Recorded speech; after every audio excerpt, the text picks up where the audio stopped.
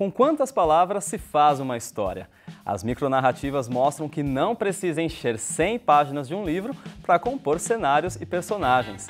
Um formato que ganha mais força graças à internet. As micronarrativas são uma possibilidade que a rede mundial de computadores trouxe para a literatura. Em meio a blogs, microblogs e redes sociais, a internet evidenciou novas formas de escrever usando a linguagem dinâmica dos sites. E é sobre tudo isso que a gente conversa agora aqui no Artefato.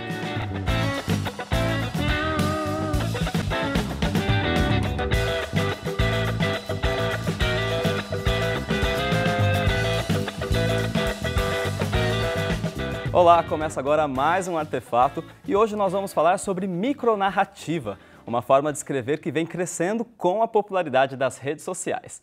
E para esse bate-papo aqui no nosso estúdio, a gente recebe o escritor Edson Rossato. Tudo bem? Edson, muito obrigado pela sua presença aqui. Eu que agradeço. Por ter se deslocado de São Paulo até Bauru, né? Pela quarta vez? É, a quarta vez já estou pensando em fazer a ponte aérea toda vez que vocês precisarem, estou por aqui. Já virou cliente da cidade. Isso, já. sempre. Bom, o Edson ele é autor do livro 100 Toques Cravados, que traz 500 pequenas histórias contadas através das micronarrativas. Então, vamos conhecer um pouco mais sobre ele. Eu sou um contador de histórias, não importa qual é a mídia. Às vezes eu uso a micronarrativa, né? Eu uso a palavra, às vezes eu uso o roteiro de histórias em quadrinhos. Algumas vezes eu tento utilizar a linguagem do teatro. E eu comecei a escrever desde pequeno, quando eu comecei a contar muitas mentiras. Eu mentia bastante e aí eu resolvi canalizar isso em história.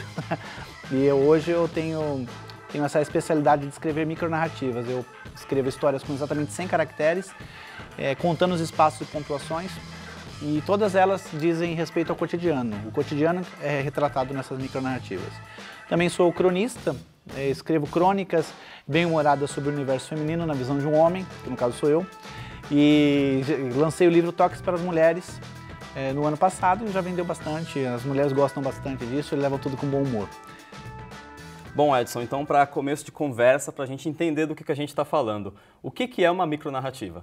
Micronarrativas são pequenas histórias que têm começo, meio e fim e que trazem algum tipo de... Pode ser um preceito moral, ou pode ser também uma história de humor, uma crítica social, alguma coisa nesse sentido.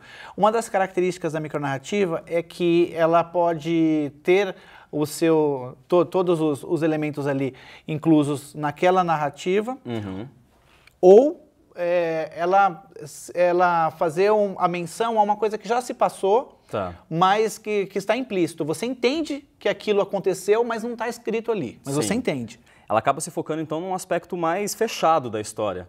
Sim, são histórias muito curtas, então eu costumo dizer que certas temáticas, elas funcionam em certos gêneros, não serve para outras. A temática para uma micronarrativa não pode ser usada num conto, e a de um conto não pode ser usada num romance. Sim. Então eu costumo dizer que a micronarrativa, ela é, como você falou, é episódica. Ela é como se fosse uma imagem, sabe aquela coisa de uma imagem vale mais do que 1000 palavras? Sim. Então é mais ou menos isso, é como se fosse uma foto, um episódio, alguma coisa muito única ali. Sim. Eu costumo dizer que se a crônica é um retrato do cotidiano, a micronarrativa é a sua foto 3x4. É bem reduzido, realmente. Muito reduzido. E Edson, até pelo que a gente apresentou na abertura do programa, a gente falou que as micronarrativas elas foram bem impulsionadas pelas redes sociais. Mas elas são realmente algo tão novo, assim, uma invenção tão recente? Não, na verdade não. Na verdade, se a gente considerar histórias curtas com começo, meio e fim, e considerar tanto prosa e verso, desde o século XV existem os haikais, né, ou haikais, que o pessoal chama também, que são micropoesias. Mas algumas tinham começo, meio e fim, como se fosse uma micronarrativa também. Sim. Um pouquinho mais parecido com micronarrativa, aliás, só um detalhe. As pessoas que faziam isso antigamente não davam o nome de micronarrativa, porque na verdade não tinha um nome. E até hoje as pessoas chamam de micronarrativa, nanoconto, microconto, conto breve. Não tem um consenso sobre isso. Não tem um consenso, cada um chama do jeito que quiser. Eu chamo de nanoconto. Bom, de uns tempos para cá, de algumas décadas para cá, essas micronarrativas, que é que eu vou chamar daqui por diante, elas, como as pessoas faziam e não davam esses nomes, então o pessoal não conseguia nem estudar, né, registrar. Isso, exatamente. Por exemplo, durante a Primeira Guerra Mundial, aquele escritor Franz Kafka, sim, ele escreveu no diário dele assim, hoje a Alemanha invadiu a Polônia. Natação à tarde. É uma página do diário dele, um pequeno trecho ali. Sim. Ele não quis escrever uma micronarrativa, ele escreveu alguma coisa que hoje nós classificamos como micronarrativa. Tem até uma cara de uma anotação sobre o dia a dia. Exatamente. Né? Na década de 50, Ernest Hemingway foi desafiado por um amigo dele a escrever uma história completa com apenas 6 palavras. E ele escreveu assim, vendem-se sapatos de bebê, sem uso. Nossa. Então, é um pouco chocante até, né? Sim. Porque se os sapatos de bebê não foram usados, por que não foram? Sim. A criança não vingou. Isso não está sendo dito graficamente ali, mas você entende isso. Acaba ficando muito para a imaginação do próprio leitor. Exatamente. Então. Hoje nós, microcontistas, nós temos em mente que somente 10% da micronarrativa ela é grafada. Os 90% fica por conta do leitor. Eu costumo dizer que o leitor ele é coautor da história na hora da leitura, porque eu preciso do conhecimento do mundo dele para poder fazer aquilo fazer sentido. Sim.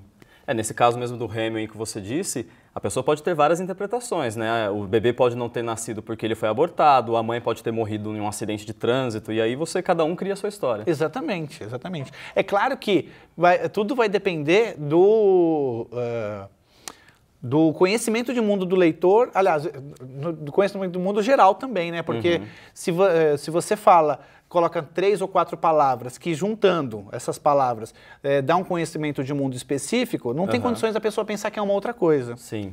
E como que você, um escritor, chegou nos microcontos, na micronarrativa? Como que foi esse caminho? 2 motivos. Primeiro, que eu não tenho muita paciência para escrever coisa muito longa. Segundo, porque eu sou roteirista de histórias em quadrinhos, eu tenho muito contato com amigos que são desenhistas. Tá. E eu sou louco para fazer histórias tirinhas, com 3 quadrinhos. Sim. Só que os meus personagens desenhados, eles todos pareciam aquele dinossauro rosa, aquele Barney, né? Horrível, horrível. Falei, bom, eu não sei desenhar, mas eu sei escrever. Será que eu consigo escrever uma história com menor número de palavras? Sim. Eu escrevi, a primeira história deu 98 caracteres. E eu tenho uma espécie de toque para números redondos, para números quebrados, muito próximo de números redondos. De 98 para 100, dá para eu poder mudar alguma coisa aqui. Claro. Mudei uma palavra aqui, outra ali, deu 100. Poxa vida, 100? Eu acho que eu vou fazer um outro. Fiz 1, 2, 3, 100, 500, hoje eu estou com 700. Caramba! Eu lancei esse livro, 100 Toques Cravados, com 500 micronarrativas. Detalhe, todas têm exatamente 100 toques cravados, 100 caracteres. Justifica o título do livro. Exatamente. Bom, então esse até vou pedir para você segurar um pouquinho, que é o nosso assunto do próximo bloco. Então a gente vai para um rápido intervalo e no próximo bloco a gente continua conversando sobre o trabalho do Edson Rossato e também sobre a influência das redes sociais nas micronarrativas. Então, fique por aí.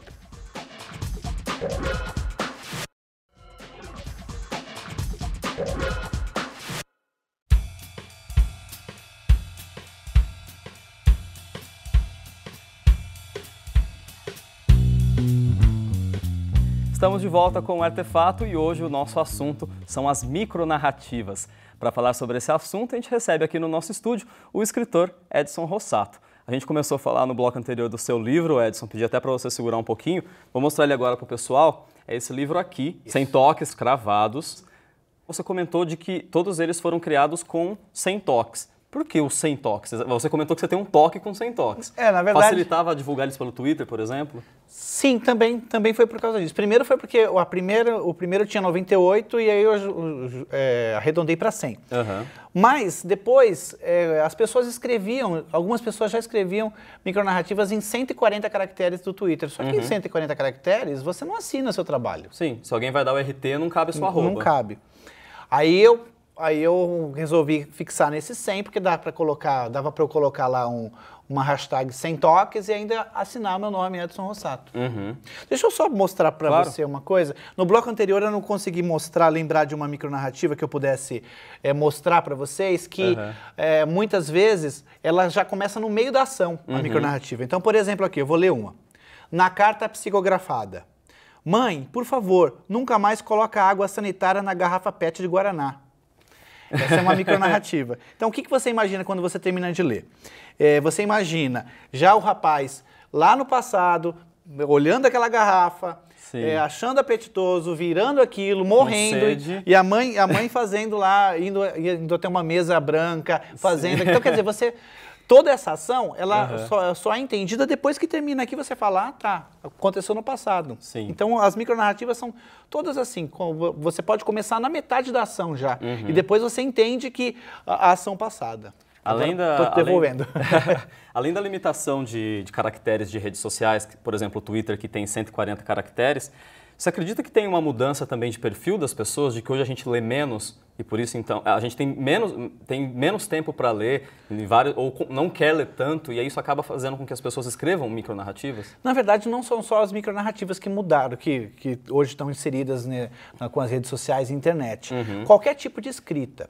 Hoje, eu gosto muito da revista Super Interessante. Sim. Eu assino há anos e anos. Eu percebi de uns anos para cá que os parágrafos estão ficando menores. Tá. As ideias estão ficando mais concisas também em textos mais longos. Sim. Hoje nós temos um perfil de pessoas que acham que não tem tempo para ler.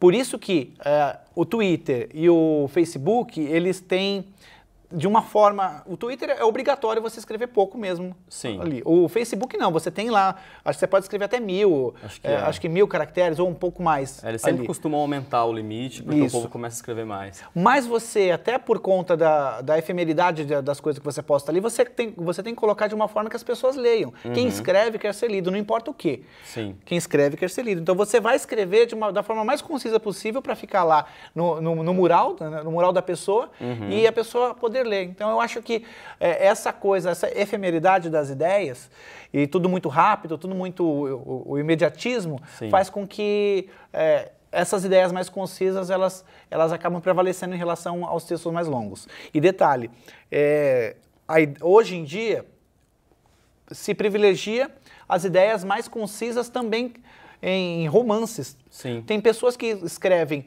vão escrevendo, escreve. Quando terminam de escrever, tá pronto. Não, você tem que ter uma releitura daquilo e diminuir da forma que aquilo seja o mais próximo possível da clareza mesmo. Da clareza, né? E também de não faltar nem sobrar. Eu costumo comparar a escrita de qualquer texto como fazer café, onde o conteúdo é o pó, e a água são as palavras. Você tem que ter a quantidade certa, que se você colocar muitas palavras com pouco conteúdo, fica uma ideia um livro totalmente raso. Sim. Ou se você usa poucas palavras para muito conteúdo, tudo acontece muito embolado. Muito rápido. Então tem autores que escrevem livros com 600 páginas, que se eu fosse pegar para fazer a edição desse livro, talvez eu escreveria com 400. Ou não 500. Necessariamente viraria uma micronarrativa, mas você diminuiria. De forma alguma. Às vezes você consegue transformar 3, 4 linhas em apenas 2 ou 1,5. Sim. Tem uma frase muito importante do Thomas Jefferson, o presidente americano. Ele dizia assim, o mais valioso de todos os talentos é o de nunca usar 2 palavras quando uma basta. Então é mais ou menos isso que funciona. E a gente, aproveitando que a gente comentou sobre o comportamento na internet, nas redes sociais, com essa possibilidade de blogs, de Facebook, de Twitter, todo mundo escreve e todo mundo virou micronarrador hoje em dia, né? E não é. Tem algumas pessoas que escrevem umas frases de efeito e acham que é uma micronarrativa, e não é. Por exemplo, tem uma lá que eu acho engraçado, que é as mulheres, geralmente, que estão sem namorado, costumam escrever assim, homem é como lata, uma mulher chuta, outra cata. Você já viu isso, né? Então, isso não é uma micronarrativa, isso aí é um aforismo, pensamento espirituoso. Não é uma micronarrativa. Micronarrativa tem que ter narração, tem que ter ação, tem que ter personagem, tem que ter tudo isso. Inserido pode ser numa única linha, mas tem que ter inserido isso. Você tem que poder identificar. Mesmo que não esteja explícito no texto. Exatamente. Bom, aproveitando que a gente está falando da influência das redes sociais e das novas narrativas na literatura, você já pensou em acompanhar uma novela policial pela internet? A gente foi conhecer um pouco mais desse projeto, que usa um blog como plataforma de distribuição. Vamos ver.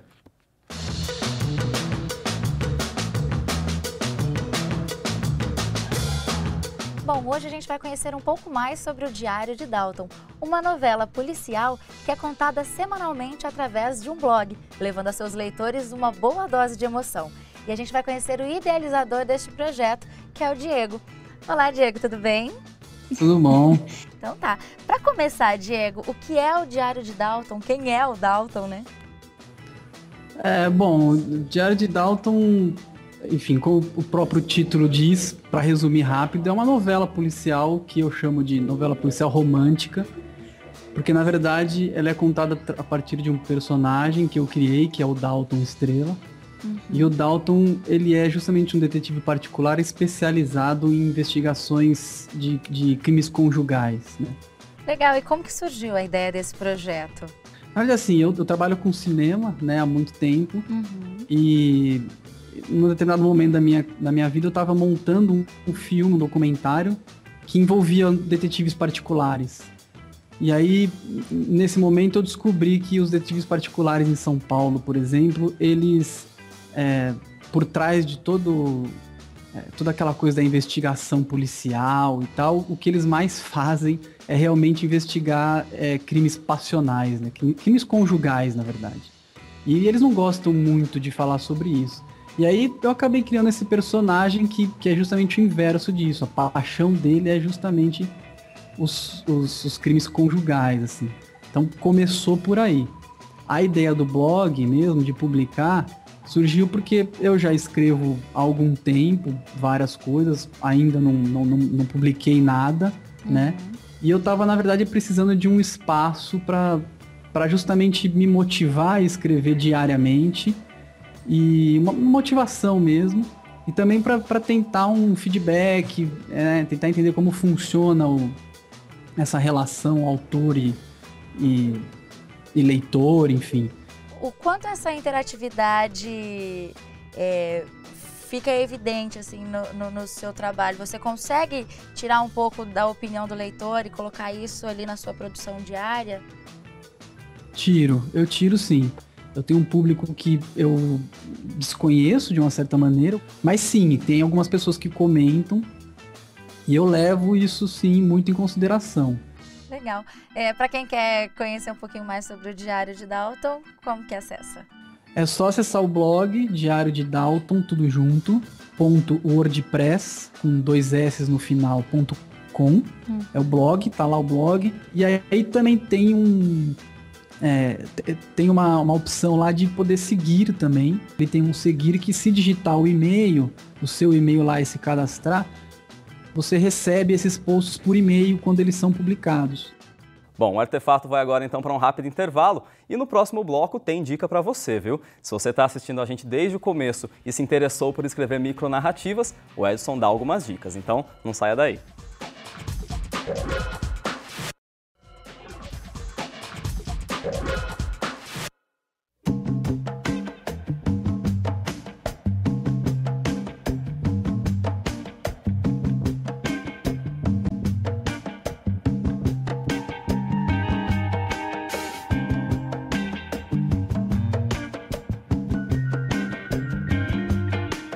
Estamos de volta com o último bloco do Artefato e hoje a gente fala sobre micronarrativas. Nosso convidado aqui no estúdio é o Edson Rossato, que é escritor. Edson, a gente comentou bastante já sobre micronarrativa, já mostramos vários dos microcontos que você criou. Teve alguns deles, inclusive, que foram adaptados para audiovisual, né? Sim. 4 deles para micrometragens e 12 para animações. E como que você vê essa adaptação? De alguma forma, acredito que eles vão criar até um novo formato também de micrometragem também, né? Eu fiz uma parceria aqui com o pessoal da Unesp para uma oficina que eles tinham que produzir uma micrometragem baseada numa micronarrativa minha. Como a minha micronarrativa tem exatamente 100 caracteres, eu sugeri que essa micrometragem tivesse 100 segundos. Então ficou... 100 segundos cravados. Exatamente. E eles fizeram bem, eu gostei bastante. E também tiveram algumas micronarrativas que foram adaptadas no metrô em São Paulo, né? Isso, dentro do metrô de São Paulo tem uma TV Minuto, eles chamam de TV Minuto, que fica passando algumas coisas lá, e aí eles pegaram 12 micronarrativas minhas e fizeram uma animação e passava lá. A pessoa estava indo lá para o trabalho, lá, segurando nas barras, né? A gente passava, olhava, que legal. Uma mostra de que todo formato tem capacidade para ser adaptado para outra linguagem. Sim, tem sim. Edson, agora aproveitando e entrando numa parte prática, para quem em casa quer escrever micronarrativas, por tudo que a gente falou até agora, parece que o principal objetivo para escrever é ser conciso. Muito. Você tem que Isso não só micronarrativa, qualquer coisa. Você escreve uma primeira vez o que você quer escrever, você pega aquilo e coloca numa gaveta. É a melhor dica que eu posso dar, porque quando você acabou de escrever e você vai ler de novo, o seu cérebro ele vai completar qualquer lacuna daquilo que você está lendo. Porque você Até tá lendo palavras faltantes ele vai falar, achar que exatamente, tem, né? É aquilo. Ele vai completar as lacunas porque você está lendo com os olhos de um escritor. Se você deixa lá uns 2, 3 dias, você vai esquecendo algumas coisas, aí quando você for ler de novo, você vai ler com olhos leitor, e você vai ler e vai falar, nossa, como é que eu pude deixar faltar isso aqui? Isso para qualquer texto. Para micronarrativa, tem algumas dicas. Primeiro, qualquer micronarrativa tem que ter ação, tem que ter algum tipo de ação. Não pode ser aquilo que eu falei, aforismo, não pode ser uma frase bonitinha que não quer dizer nada. Frase de efeito apenas. Não pode. Segundo, geralmente a gente começa com uma ideia e termina com outra, porque aí tem uma quebra de expectativa. Então, por exemplo, tem uma micronarrativa que eu gosto assim, ó, escreveu uma longa carta de amor, depois envelopou, pôs o seguinte endereço, céu ao lado de Deus. Esse céu ao lado de Deus, você imagina, você começa pensando que ele vai escrever uma carta de amor para uma pessoa e tal. Realmente, no final você vê que é para uma pessoa, mas é uma pessoa que não está mais entre nós. Então, essa quebra de expectativa com o finalzinho funciona muito bem. Um elemento surpresa sempre funciona. Sempre funciona. Uma outra coisa é você tentar, ao máximo, evitar repetições, porque numa frase tão curta, você colocar a palavra gostava de tal coisa e gostava de não sei o quê. Você colocou 2 palavras iguais, não precisa, tenta usar um sinônimo ali para ficar uma leitura gostosa, porque é muito curtinho aquilo, né? E tudo pode gerar uma micronarrativa, né? Fiquei sabendo que na sua viagem para cá você criou 4 microcontos. Vim para cá. Dentro do metrô eu vi um homem lendo o jornal e aí escrevi alguma coisa que... Mais ou menos assim a ideia, mais ou menos assim, que gostava de ler jornal todas as manhãs ele gostava de ler jornal todas as manhãs no metrô. Então, ele e todos os que ficavam por cima do seu ombro, né, ficavam bem informados todos os dias, né? É mais ou menos isso. É aquela coisa do cotidiano que eu falei, né? Você capturar um instante em palavras. Então, você imagina aquilo, né? Ele lendo e a pessoa lendo pelo ombro dele também, por cima. Então, assim, eu costumo pegar um caderninho preto, dizem que é Moleskine, mas não é só genérico. Eu sento numa cafeteria e fico olhando o movimento. Teve uma vez que eu vi uma moça passando e ela tinha uma tatuagem muito engraçada na panturrilha. Aquele símbolo de play numa perna e na outra aquele símbolo de pause. Eu fiquei olhando aquilo e falei, não, que coisa engraçada. Aí eu fiquei imaginando. E eu escrevi a seguinte micronarrativa. Tatuou play na perna esquerda, pause na direita. Vivia mancando. Então, é aquela coisa de você olhar uma coisa no cotidiano e ver como aquilo pode funcionar dentro da arte, né? Uma pessoa, digamos assim, todo artista, seja ele um escultor, seja ele um pintor, seja ele um escritor, qualquer um, ele vê o mundo de uma forma diferente. Um outro tipo de pessoa olharia essas tatuagens, legal. A gente vai um pouquinho além.